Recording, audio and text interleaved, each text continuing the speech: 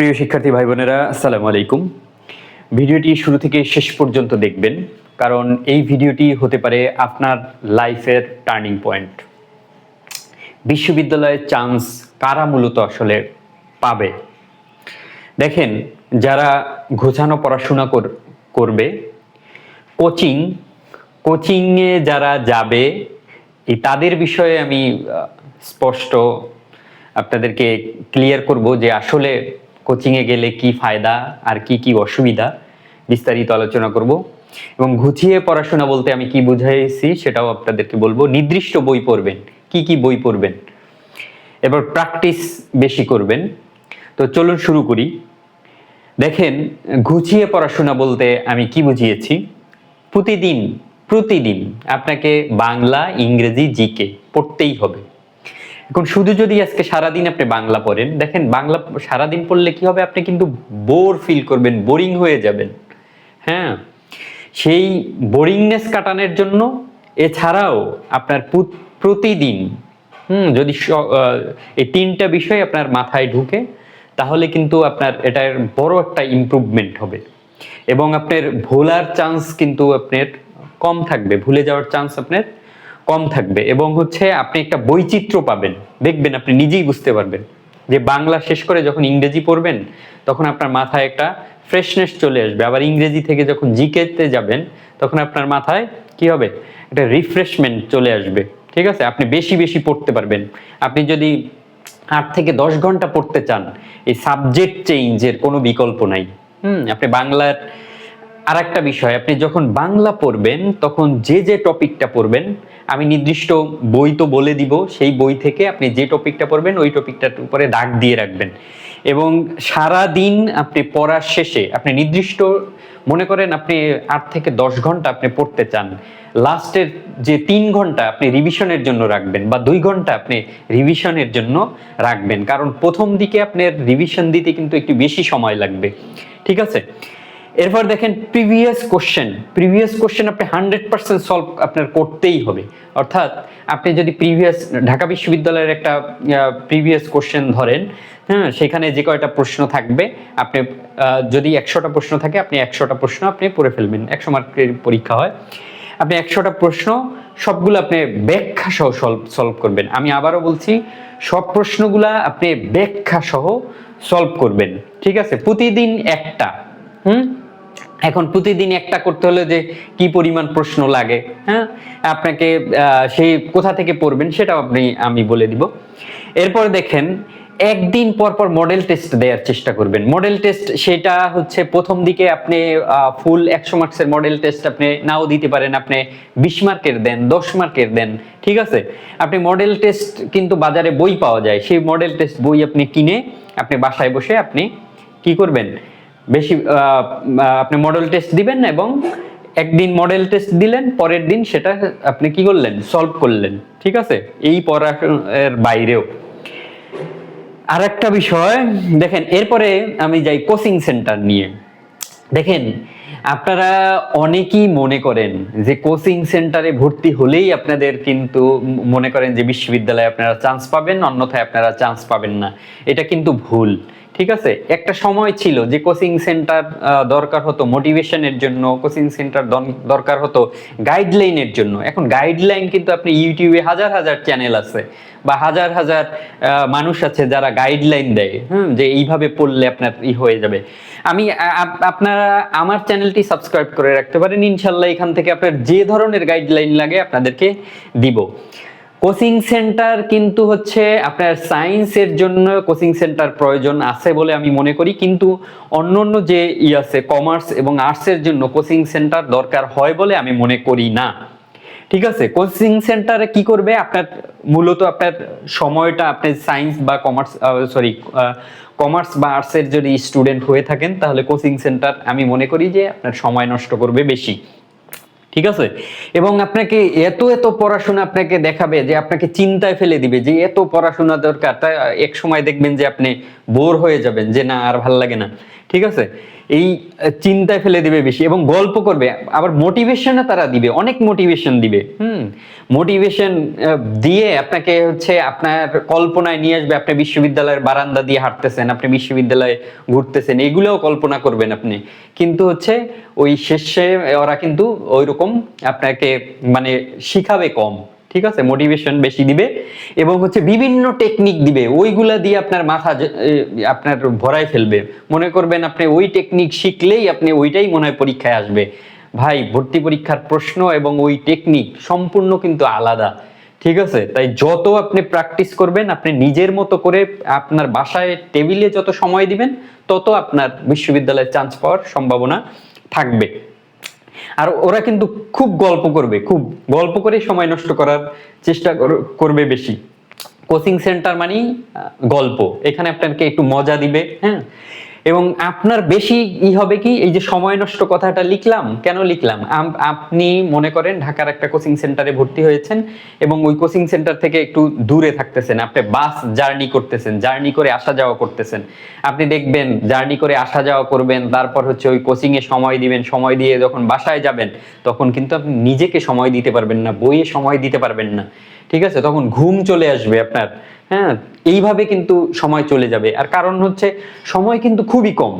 কিভাবে খুবই কম দেখেন, আপনার এই জুলাইয়ের 2 তারিখে পরীক্ষা যদি শুরু হয়, আপনার এইচএসসি পরীক্ষা, সেই পরীক্ষা মনে করেন জুলাই আগস্ট এই 2 মাস লাগবে আপনার শেষ হতে, সব প্র্যাকটিক্যাল সহ সবকিছু শেষ করতে। আপনার ধরেন যে জুলাই আগস্ট 2টা মাস আপনার শেষ হয়ে যাবে। তারপর কি থাকবে, সেপ্টেম্বর, অক্টোবর, নভেম্বর। হ্যাঁ, ডিসেম্বরের আপনার ফার্স্ট উইকে বা সেকেন্ড উইকে আপনাদের কিন্তু পরীক্ষা হবে। যে এই যে গত বছর যে 25-26 সালের যে ভর্তি পরীক্ষা, এটা কিন্তু হয়েছিল আপনার 13ই ডিসেম্বর। ঠিক আছে, আপনাদের যে খ ইউনিট অর্থাৎ আপনার কলা, আইন ও সামাজিক বিজ্ঞান যে অনুষদ আছে, এটার পরীক্ষা হয়েছিল 13ই ডিসেম্বর। তাহলে আমি যদি ডিসেম্বরের ফার্স্ট উইক ধরি, আপনারা কিন্তু সময় পাবেন মাত্র 3 মাস, মাত্র 3 মাস। আর এই 3 মাস যদি আপনি কোচিং সেন্টারে নষ্ট করেন, হ্যাঁ, আপনি যদি যাতায়াতে নষ্ট করেন, আপনি পড়বেন কখন? আপনার যে পড়াটাই পড়েন, আপনার কিন্তু 2 থেকে 3 বার পড়া লাগবে। আপনি মনে করছেন যে একবার পড়বেন আর সেটা আপনার মাথায় মানে গেঁথে যাবে, আপনি সেটা ভর্তি পরীক্ষায় পারবেন না।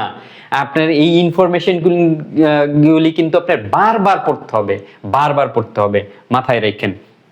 ঠিক আছে, এবং হচ্ছে তাই আমি মনে করি কোচিং সেন্টারে যারা ভর্তি হয়ে গেছেন অলরেডি, তারা কিন্তু আপনি মডেল টেস্ট দেওয়ার জন্য যেতে পারেন। হ্যাঁ, মডেল টেস্টটা দিয়ে আপনি চলে আসতে পারেন। এবং হচ্ছে ওরা যে শীট দেয় বা অন্য কিছু যদি দেয়, বা হচ্ছে আপনার পরীক্ষার যে আপনি সবসময় ওখানে পরীক্ষা দিতে পারেন। ঠিক আছে, ওইগুলো নিতে পারেন, কিন্তু ওদের যে শীট, তারপর হচ্ছে বই, বিভিন্ন স্যার আপনাকে বিভিন্ন বই আপনাকে পড়তে বলবে না, কখনোই এগুলা করা যাবে না। একদম নির্দিষ্ট সংখ্যক বই আপনাকে বলে দিব, ওই কয়টা বই পড়বেন। আর মোটিভেশন যত লাগে, ইনশাল্লাহ আমার এই চ্যানেল থেকে আপনি অল্প সময় যখন আপনার পড়তে ভালো লাগে না, আমার চ্যানেল থেকে আপনি মোটিভেশন দেখে নেবেন।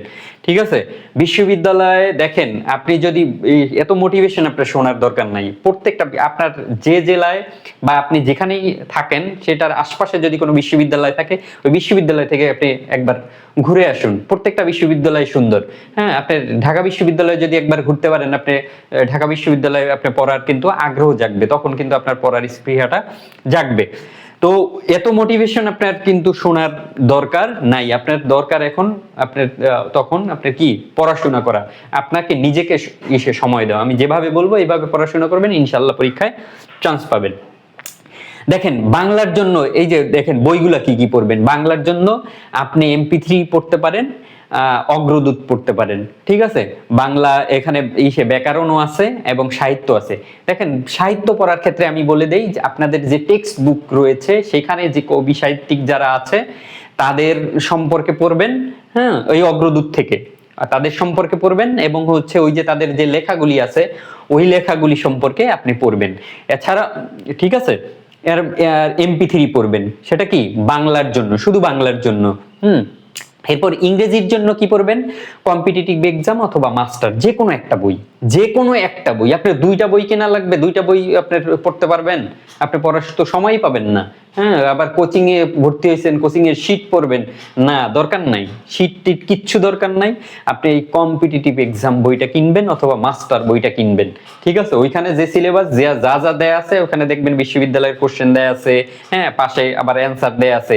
আপনার পড়ার পদ্ধতিটাও আমি বলে দিব, হালকা করে একটু বলে দিই। পড়ার পদ্ধতিটা কি, আপনি হচ্ছে প্রশ্নগুলি দেখবেন, ওখানে খালি প্রশ্ন আছে, হ্যাঁ, প্রশ্নগুলি দেখবেন, পাশেই অ্যান্সার দেয়া আছে, অ্যান্সারগুলি হাত দিয়ে চেপে ধরবেন বা বই দিয়ে ঢেকে রাখবেন বা অন্য একটা কাগজ দিয়ে ঢেকে রেখে তারপর হচ্ছে আপনি প্রশ্নগুলো সলভ করার চেষ্টা করবেন। দেখবেন আপনি আপনার সাথে ওই অ্যান্সারের সাথে আপনার মিলে কিনা। যদি না মিলে এবং যদি ওই নিয়মটা আপনি ভুলে যান, নিয়মটা একবার আগের থেকে দেখে নিলেন। ঠিক আছে, ওই আপনি পড়ার সময় ওই প্র্যাকটিসের সময় নিয়মটা দেখতে পারেন যদি আপনি ভুলে যান।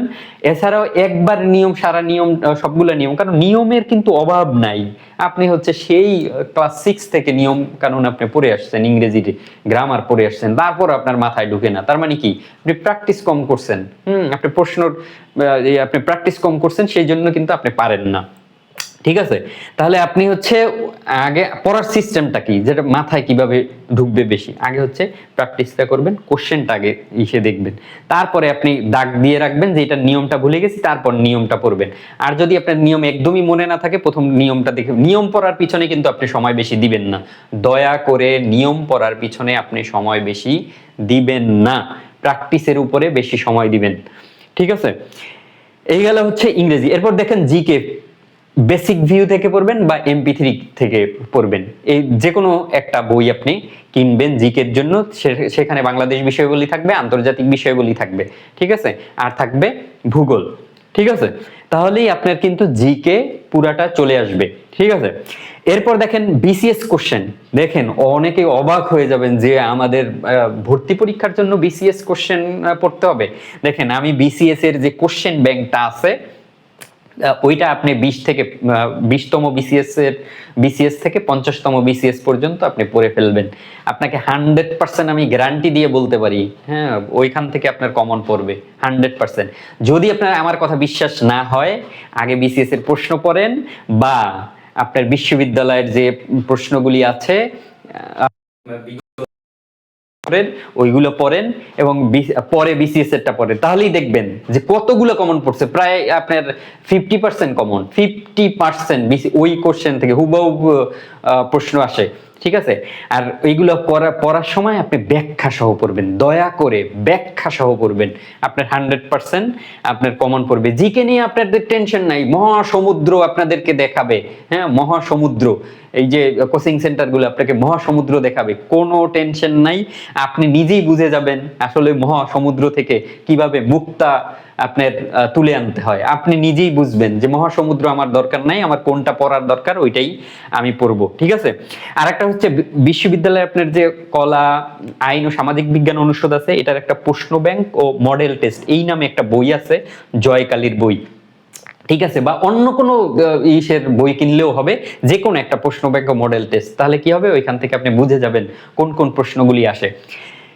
দেখেন, আমি আপনার বিশ্ববিদ্যালয়ের প্রস্তুতি কিভাবে, ভর্তি পরীক্ষার প্রস্তুতি কিভাবে আপনি শুরু করবেন সেই বিষয়ে আমি একটা ভিডিও বানাবো, সেখানেও বলবো। কিন্তু এখনো আমি বলছি যে আপনি যখন শুরু করবেন তখন কিন্তু এইটা থেকে শুরু করবেন, প্রশ্ন ব্যাংক ও মডেল টেস্ট।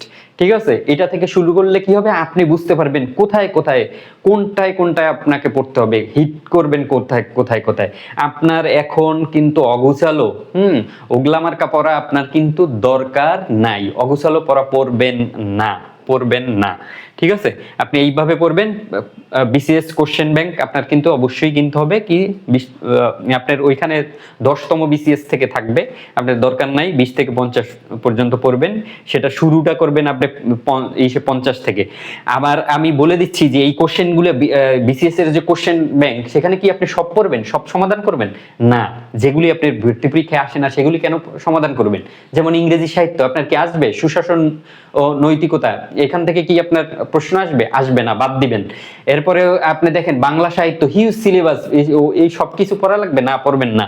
ওইখান থেকে পড়বেন কি, আপনার যে ইন্টারমিডিয়েটে যে গল্প, উপন্যাস বা কবিতা ছিল ওইগুলার যে লেখকগণ তাদের লেখাগুলি পড়বেন এবং তাদের সম্পর্কে আপনি পড়বেন, ওই কোশ্চেন ব্যাংক থেকে, ঠিক আছে? আপনি বাদ দিবেন কোনগুলো আপনি বুঝে যাবেন। এবং হচ্ছে ওইখানে যে প্রিভিয়াস অনেকগুলো কোশ্চেন ছিল, রিসেন্ট কোশ্চেন ছিল, যেমন হচ্ছে মনে করেন 20 সালে একটা ঘটনা ঘটছে, হ্যাঁ 20 সালের ঘটনাটা কি আপনার একটা ডেট, হ্যাঁ তখন ওই সময় প্রাসঙ্গিক ছিল, ওইটা কি আপনার এখন আসবে? আসবে না। সাম্প্রতিক, ওইটাও খেয়াল করবেন, হ্যাঁ ওইভাবে যে পড়তেছি সব পড়তেছি না, ওইভাবে আপনার পড়তে হবে। আপনার আইসিটি থেকেও দুই একটা কোশ্চেন আসে, সেটাও কিন্তু আপনার বিসিএস এর কোশ্চেন ব্যাংকে কম্পিউটার অংশ আছে, ওইটা যদি পড়ে ফেলেন আপনার কিন্তু হয়ে যাবে। আইসিটি আর কি কোথাও থেকে পড়তে হবে না, আপনি কম্পিউটারের যে অংশ আছে বিসিএস এর ওইখান থেকে পড়লেই ইনশাল্লাহ আপনার কভার হয়ে যাবে। এরপর দেখেন প্র্যাকটিস প্র্যাকটিস প্র্যাকটিস, আমি কয়বার লিখে রাখছি প্র্যাকটিস প্র্যাকটিস। আপনি পড়ার চেয়ে প্র্যাকটিস করবেন বেশি, প্রশ্ন বেশি পড়বেন। আপনাকে যে বইগুলো আমি দিয়েছি, এইখানে কিন্তু প্র্যাকটিসের অভাব নেই। কম্পিটিটিভ এক্সাম বোর্ডে হাজার হাজার প্র্যাকটিস, হাজার হাজার, ঠিক আছে? আপনি প্রত্যেকটা টপিকের 100টা করে প্রশ্ন সমাধান করেন, আপনি সব ওই 100টা আপনি 2বার 3বার করে, তাহলে আপনার ভিতরে চলে আসবে, ঠিক আছে? এইভাবে যদি আপনি পড়েন ইনশাল্লাহ আপনার বিশ্ববিদ্যালয়ে কিন্তু চান্স হবে।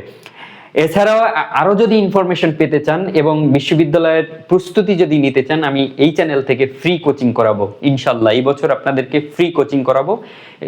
বিশেষ করে যে এই যে যতগুলো বিশ্ববিদ্যালয় আছে সেখানে যেসব ইউনিট আছে, সাধারণ জ্ঞান, ইংরেজি এবং বাংলা, এই 3টা বিষয়ে যে সকল ইউনিটে আপনার পরীক্ষা হবে, এইগুলার জন্য আপনি আমার এই চ্যানেল থেকে এই বছরের জন্য আপনি প্রস্তুতি নিতে পারেন ইনশাল্লাহ। সামনের বছর থেকে কমার্স, সায়েন্স এবং অন্যান্য ডিপার্টমেন্টের জন্য আমি ইনশাল্লাহ আপনাদের কোচিং করাবো।